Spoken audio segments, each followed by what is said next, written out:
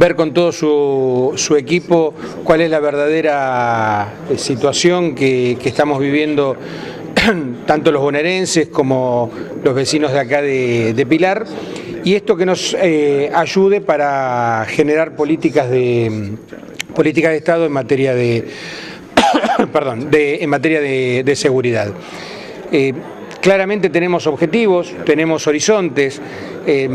A veces cuando nosotros planteamos ejemplos que surgen de la ciudad de Nueva York o de Londres o de Japón parecen muy lejanas, pero tenemos experiencias mucho más cercanas, como puede ser la de Tigre, la de San Fernando, que son faros para nosotros. Así que esta idea de dejar de preguntarnos qué pasa para empezar a darle un sustento científico, tiene que ver con la presencia acá de estos amigos. Sí, es cierto, nosotros no estamos planteando un corte y pegue, porque claramente las culturas son otras, pero fíjense cómo el municipio de Tigre ha traído experiencias de Nueva York que hoy se están aplicando, como por ejemplo un centro de monitoreo que es ejemplo, que no tiene nada que envidiarle al de Nueva York, donde no solo hay personal capacitado que está las 24 horas mirando las cámaras, sino que también tienen software con reconocimiento de patentes, tienen software para reconocimiento faciales, tienen una alerta global de emergencias con botones de pánico domiciliarios, con botones de pánico en el transporte público de pasajeros, un programa de atención a la violencia familiar con botones de pánico que permiten además grabar desde el momento, abrir un canal de audio desde el momento que se activa ese botón.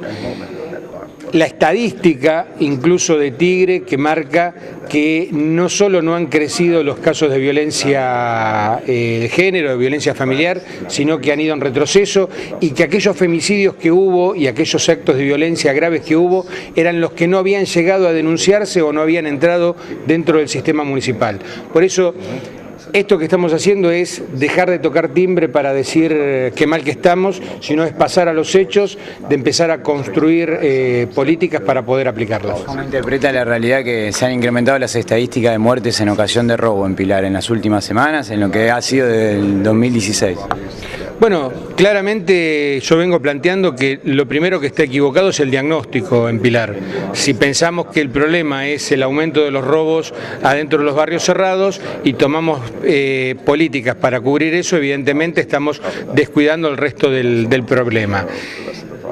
Tenemos otro serio problema que es justamente estadísticas creíbles. Si nosotros no tenemos estadísticas creíbles, no tenemos un sistema de denuncias, que el vecino denuncie absolutamente todo, no hay forma de construir un mapa del delito que nos permita prevenir esas circunstancias.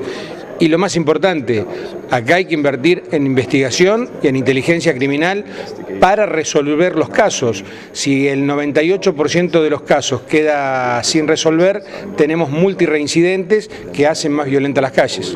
En principio vamos a recabar aquella información que nos dé el gobierno provincial y nacional, pero eso claramente después es cruzado con estadísticas o datos que vienen de sectores privados. Por ejemplo, cuando hablamos de robo automotor, la estadística del gobierno provincial es una, pero cuando analizamos las estadísticas del CESBI, que toman todas las compañías de seguro, claramente los números son otros. Cuando hablamos de ONG que también se dedican a recabar estos datos, los datos son diferentes. Pero también tenemos el delito no denunciado, que es un tema que tenemos que trabajar. Mire, yo creo que lo primero que tiene que corregir el municipio, y esto lo digo sin el ánimo de criticar, porque la gente está cansada de vernos a los dirigentes políticos pelear, pero lo primero que tendría quien está encargado del área de seguridad es tener la humildad suficiente de atender a los vecinos cuando van a plantear una problemática. Me parece una vergüenza que el responsable de la seguridad del municipio, cuando los vecinos le van a hacer un planteo, no los atienda. Cuando los concejales, y no importa del partido que sean, hasta del oficialismo mismo, lo llaman para pedir un dato, no contesta. Así que lo que tiene que entender que es un funcionario público que está al servicio de toda la comunidad y que no es parte de la realeza.